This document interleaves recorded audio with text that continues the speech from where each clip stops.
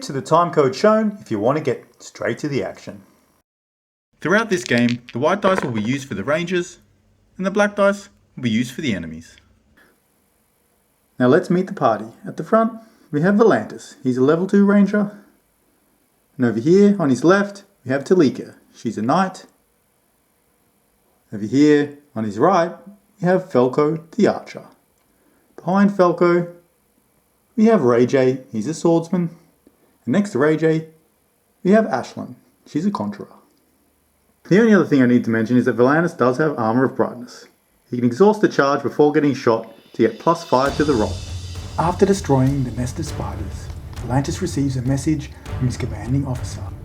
Contact has been lost with the beacon tower of Tor Varden. Velantis is given the task of investigating Tor Varden and they head off immediately. To reach the beacon tower, the river Enthil must be crossed. As they approach the river, Velantis becomes aware that there's a small military camp of Shadowdeep forces guarding the bridge across the river Enthil. There's no time to find another way around, so Velantis must cross here.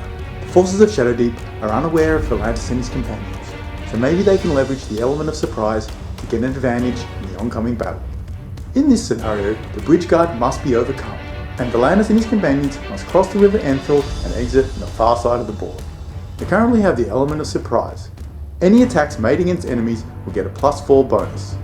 However, if an enemy activates with line of sight to one of our figures, the alarm will be raised and we'll lose this advantage.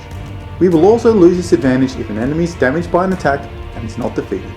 The bridge guard forces consist of orcs, goblins and bandits. There's 4 archers along the river and one chieftain in the middle who is particularly nasty in combat. There's a small enemy camp just on the other side of the river. There's a treasure token there to collect and a clue token nearby represented by this crate. The river is wide, deep, fast flowing and shockingly cold.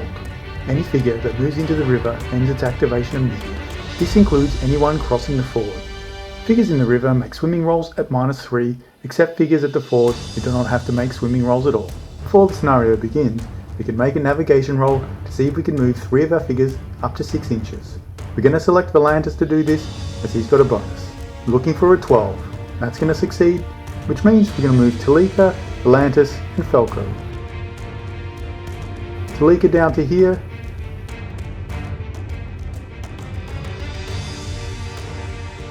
And Velantis and Felko up to here. And one last thing before we start, we get to make a stealth roll. If we succeed this, we can move one enemy up to 6 inches. We're going to allocate Velantis again for this test, as he's got a bonus. Looking for an 8. Unfortunately, that's going to fail. So now let's get to turn 1. Ranger phase, turn 1. Velantis is going to group activate with Felko. The first action's got to be a move, and we're going to start with Felko. He's going to climb up into this rock to get a vantage point, and Velantis, around behind this tree, to here. We've currently got the element of surprise, and we want to try and take out the bandit across the river on the cliff. First, Felko's going to try. That's not the best roll, but because of the surprise bonus, we are going to hit and deal a couple of points of damage. We're going to need a lot more from Velantis to take this guy out, so this is probably a good time to use our steady aim ability to get another +5 to the roll, for a total of +11. Damn, unfortunately, that's not going to be enough. We are going to leave him grievously wounded, so we should be able to take him out next turn. However, because that attack didn't defeat the bandit, he's going to raise the alarm and we're no longer going to get bonuses from the surprise. Monster phase, turn 1. This bandit now is going to retaliate against Velantis. He is shooting past this rock, however, so Velantis will get the benefit of heavy cover. We are also going to use one of our 5 charges of the Armour of Brightness to give us a further +5. Wow, and the bandits rolled a 20. But with all the bonuses Velantis has stacked up, he ducks behind the rock and the arrow shatters against its hard surface. Now to this orcish archer by the river. He's also got Velantis in his sights. We are going to use another charge from our armour to give us a +5. That's a good shot by the orc. I'm going to take a nasty hit. Now to this goblin archer further down the river. He takes aim at Velantis and lets an arrow fly. We're going to use another charge from that armour. Nice, Velantis has rolled a 20 there and easily sways out of the way of that arrow. Now it's time to activate the orcs and the chieftain on the bridge. The first orc, snarling with anticipation, uses both of his actions to move up the slope putting the pressure on Velantis and his companions. And the second one eagerly follows close behind.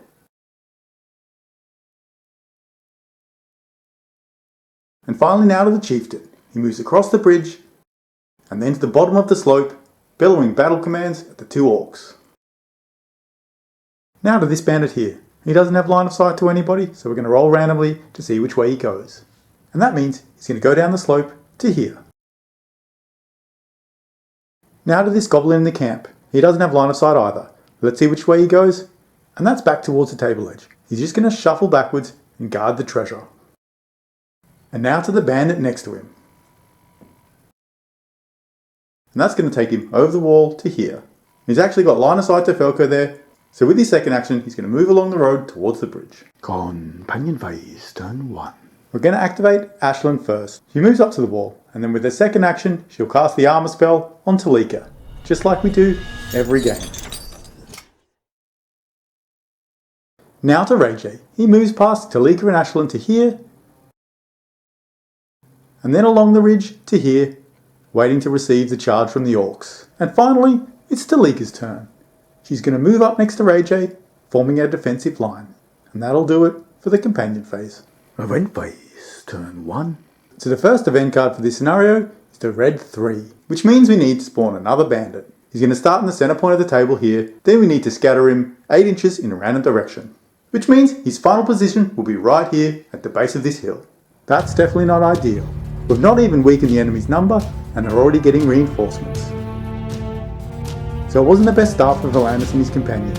We weren't able to take out that bandit archer with our surprise attack, and now our cover's blown.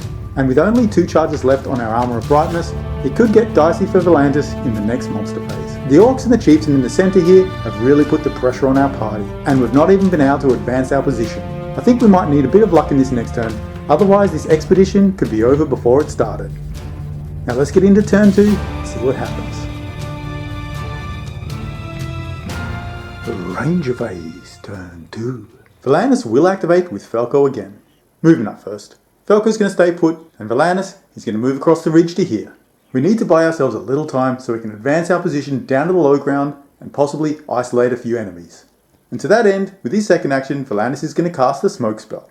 Right here, in front of the orcs and the chieftain, obscuring their line of sight, which means they'll have to scatter in a random direction. There's still one orc there with line of sight to Velantis, but hopefully we can take him out quickly and move down the slope. Now to see if Falco can finally take out this bandit archer. And that's a nice shot, right between the eyes. His body topples into the river and gets washed downstream. Now to this orcish archer by the river. He's still got line of sight to Velantis, who's going to take a shot. And you guessed it, we're going to use another charge from the Armour of Brightness. And the orcs made a pretty feeble attempt there, so the shot goes wide. And now to this orc here who has line of sight on Velantis. He lets out a war cry and charges in to attack. Rayjay's close enough to support there, so he's going to step into the melee to help out Velantis. We need to drop this orc swiftly, so Velantis is going to use his focus ability to give him +5 on this attack. And that's a good roll by the orc, but luckily we focused, which means we're going to win the combat and take that orc down in one hit. And that's exactly what we needed to get back on track. And now to this goblin archer. He can see Talika past the smoke there, so he takes aim and has a shot. But Talika raises her shield and the shot deflects wide. Now to this bandit here by the clue token. He still has line of sight to Falco, so he's going to advance along the road towards the bridge.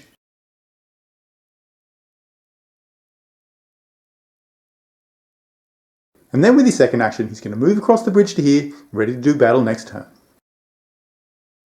And then back to the little gobbo in the camp. He's found something interesting on the side of the board, or maybe it's just nature calling. Either way, he's going to turn around and stare off into the distance. And now to this bandit. The smoke's preventing him from having line of sight to any of our characters, so he's going to move randomly. And that's going to bring him to here. And now to this bandit archer. The smoke's also preventing line of sight for him, which means he's going to move in a random direction also. And that's going to take him back up on top of this hill.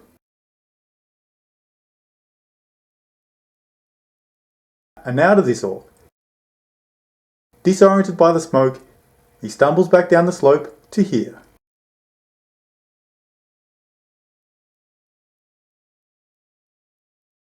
And finally over the chieftain.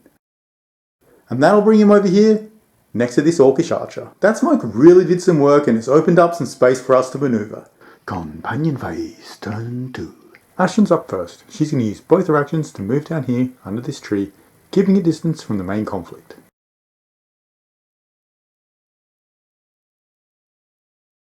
And then Talika. She's going to move down the slope and attack this orc under the tree.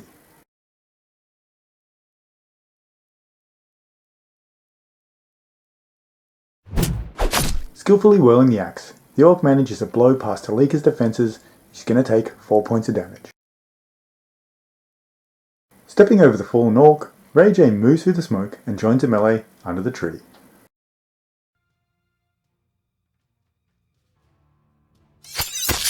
And with Talika's help, Ray J lands some solid blows and seriously injures the orc. So at the end of that turn, it's looking a little better. We were able to eliminate a few enemies without sustaining too much damage. The smoke spore from Velantis bought us a little time and allowed us to push our position to the low ground whilst isolating a few enemies. The rest of the Shadow Deep forces, however, are closing in, and it looks like the next turn is going to be a brutal one.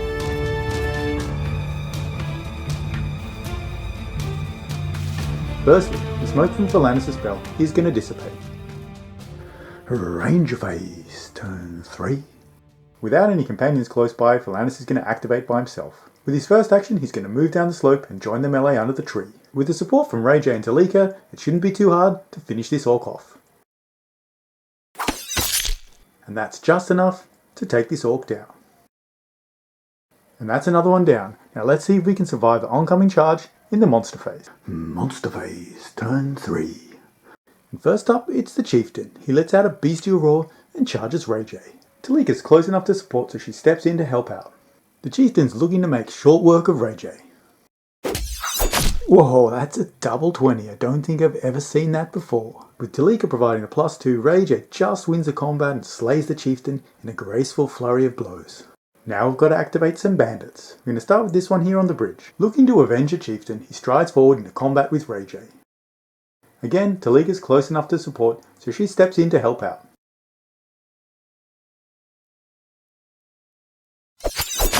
Ray J wins the combat and deals 6 points of damage to the bandit. And now over to this other bandit. He rushes forward to attack Talika. Because Ray J is engaged, he's unable to assist, so it's a one-on-one fight. Using the high ground to his advantage, the bandit wins and lands another blow on Talika. The damage is starting to add up. We're going to need Ashlyn to give us some healing assistance as soon as she can. And now to this bandit on the hill. He's got a clear shot at Velantis, so he takes aim and lets an arrow fly. We are going to exhaust the last charge from our Armour of Brightness to give us that sweet +5 one last time. The arrow whistles past Velantis, skittering on the rocks behind. And now to this Goblin Archer. He's going to fire at Velantis also. We no longer have any bonuses from the armour, but with that roll it didn't matter. Velantis wins and the arrow flies wide. Back over to the Goblin in the camp. This time he's going to move over the wall and onto the road. He must have finally heard the sounds of battle. And from there, he does have line of sight to the melee. So he's going to use his second action to move along the road past the clue token to here. And now to this Orcish Archer. He turns around and has another shot at Velantis. And that's a very close roll, but Velantis just manages to avoid getting hit. Companion phase, turn 3. Falco's up first and he's going to notch an arrow, move to the edge of this rock and shoot down on this orc. And the arrow finds its target, inflicting a hefty blow on the orc. And now to Ashlyn. She's going to move up the slope to here, and then use a second action to cast the heal spell on Talika. Talika was pretty wounded, and those extra hit points are really going to help. Event phase, turn 3. So in the event phase, we flip the red ace, which is Soldier. A soldier that has escaped the attack on Tor Varden appears on the table. This is the miniature we're going to use to represent the man-at-arms. We're going to call him Baldric. We can place him anywhere we want on the far side of the river. And I think we're going to have him appear just here, next to the camp, and behind this goblin. The soldiers are men-at-arms, and we treat him as one of our companions until the end of the battle. Hopefully he can help us eliminate a few of these enemies. Ranger phase, turn 4. Velantis is going to activate along with Ray J and Talika. First, Velantis is going to move into the melee and attack the bandit which is engaged with Ray J. He's already pretty wounded, so let's see if we can finish him off. And that's enough to slay this bandit. It's a good start to the turn.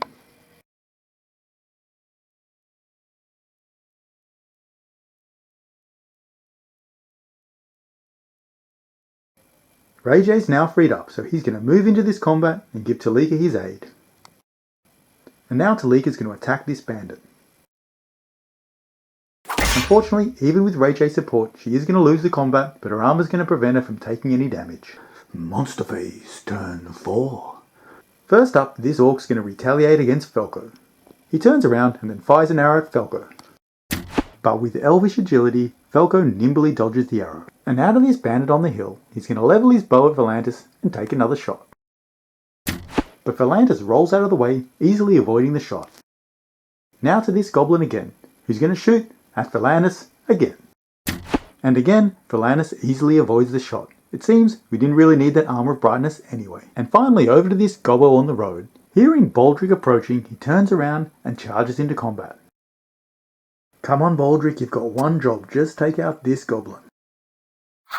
Oh no, with a vicious stab, the goblin skewers Baldric. He's going to take 3 points of damage.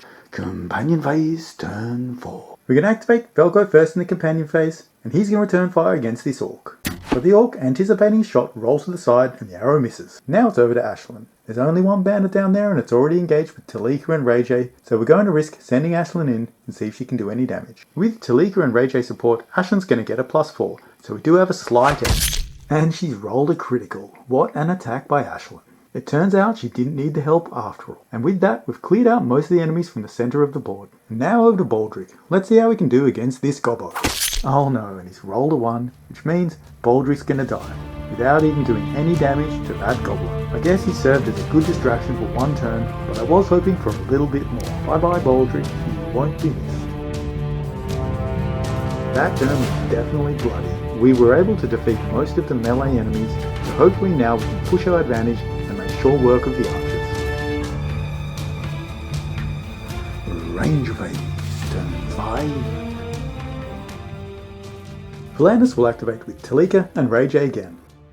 Velantis and Ray J are both going to move to engage this pesky goblin archer by the river.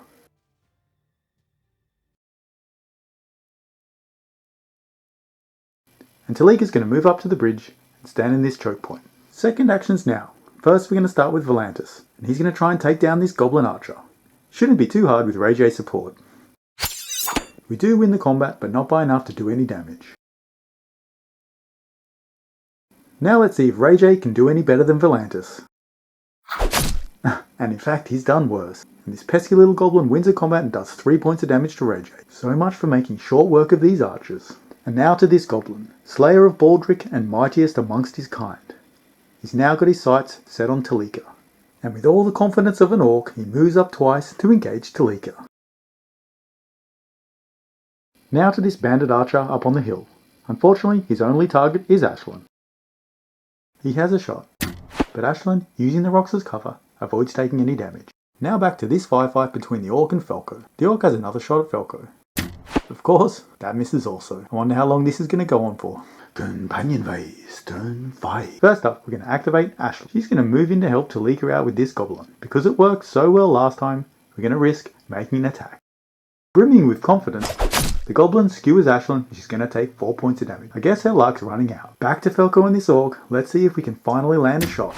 Definitely not with rolls like that. And with his second action, Falco's going to reposition. We've got to keep the party together and make our way across the bridge. Event phase, turn 5. Now in the event phase, we flip the red 4, which means another orcish reinforcement. And then, just like last time, we're going to place him in the middle of the board and scatter him 8 inches in a random direction. And that's back across the river towards the cliff. So the orc's final position can be right here under this tree. So that turn it was a bit of a mixed bag. We were able to advance our position towards the bridge, but we couldn't take out any enemies. And unfortunately, another orc spawned on the board. Range phase, turn 6. Velantis will activate along with Ray J. We've just got to take out this pesky archer. Come on Velantis, you can do it. That's more like it. Easily enough to take that goblin down. Which means Ray J's freed up so he can move up this hill and engage this bandit archer. If Ray J can eliminate this bandit archer, we can secure this flank. That'll make our advance across the river a lot safer. Monster phase, turn 6. First up, we've got this bandit archer versus Ray J. The bandit wins, but Ray J's able to parry his blows and he escapes unharmed. Now to the shooting contest between this orc and Falco. This time the orc lands a glancing blow, Falco's going to take 2 points of damage. And now to this goblin. With a guttural shriek, he furiously stabs at Ashlyn. The goblin wins, but not by enough to inflict any damage. And now we've just got this orc under the tree to activate. He's going to use both of his actions to move up behind this goblin. There's not enough space for him to get into the fight, so he's just going to hurl some verbal abuse at Ashlyn and Talika. Companion phase, turn 6. We're going to activate Talika first in the companion phase. We're going to see if she can finally defeat this tenacious little goblin. And that's a good roll, which means that this little goblin, slayer of Baldric and mightiest amongst his kind, has been killed. Talika is now going to forfeit her second action and hold the line with Ashlyn. Now we're going to activate Ashlyn. She's going to forfeit both of her actions and stay in formation with Talika, ready to receive the charge from that orc next turn. And finally to Falco. He's going to back up to here behind Ashlyn and Talika and then shoot another arrow at this orc. Let's see if we can make one stick. But alas, with that result, the orc dodges again. It almost seems impossible to hit this orc with arrows. There's only 3 enemies left and none of our party have fallen. It's looking pretty good for our heroes, but it could change pretty quickly with a few good rolls by the enemy. Range of phase, turn 7. Velantis now has a clear path to the camp. He's going to activate his dash skill to give him a movement boost. Because the river's going to restrict Velantis' movement, both of his actions is only going to get him to here. However, next turn we will be able to move into the camp to grab that treasure or check out that clue token.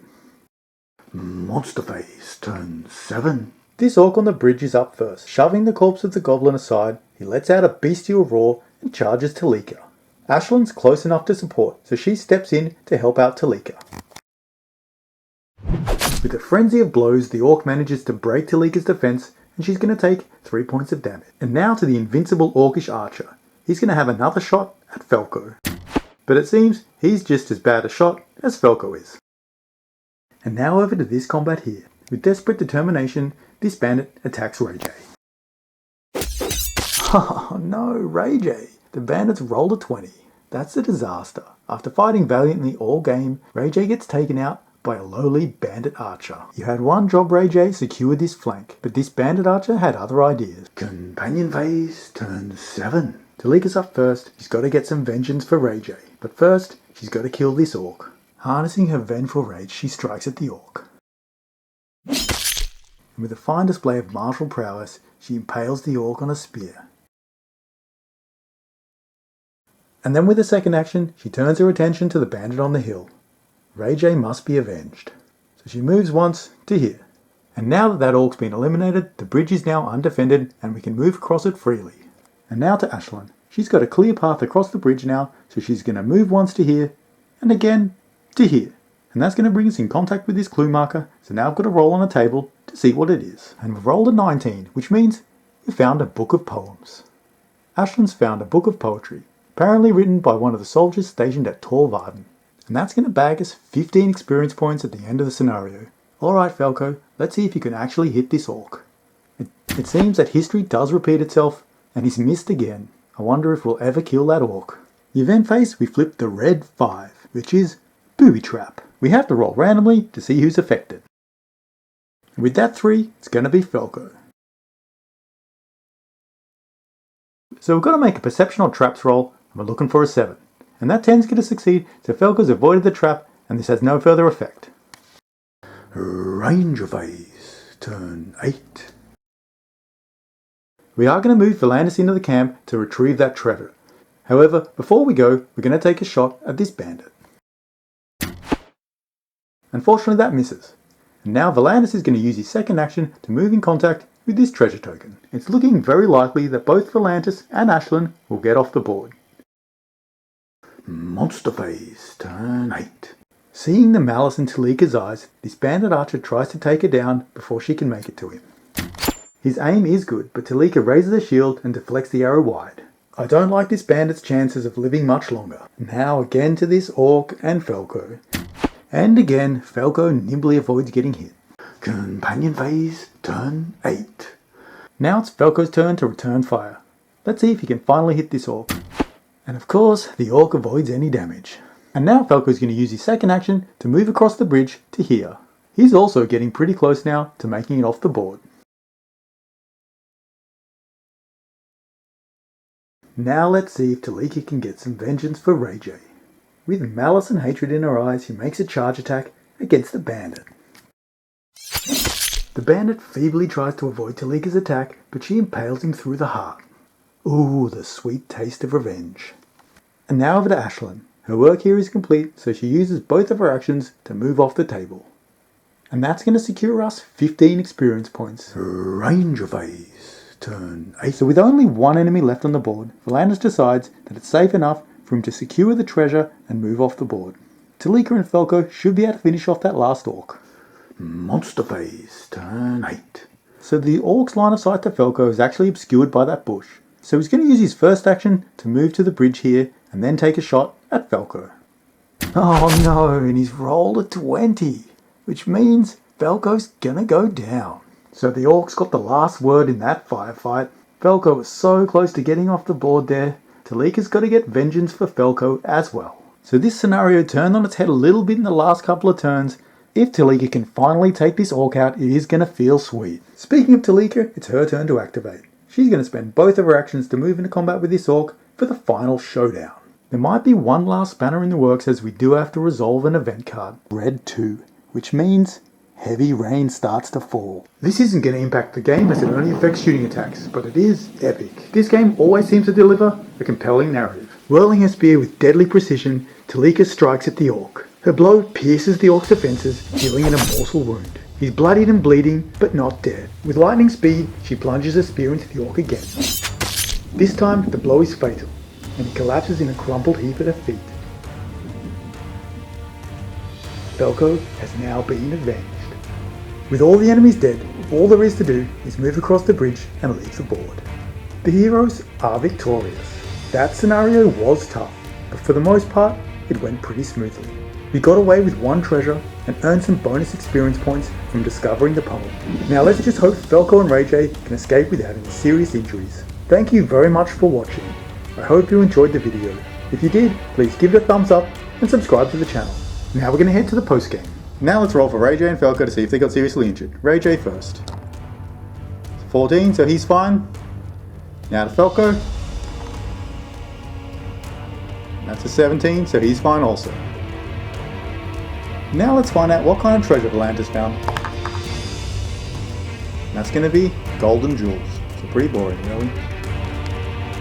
So in that scenario, we did make 63 experience points, which is going to increase Velantis to level 3. That's going to give him some more recruitment points, so we'll be able to add somebody to our party. It's pretty sweet. Thank you so much for watching. I'm really looking forward to playing the next scenario, which is going to be Tor Varden for lower level. I do hope you'll join me for that. Until then, take it easy, have fun, and I'll see you in the next one. Bye for now.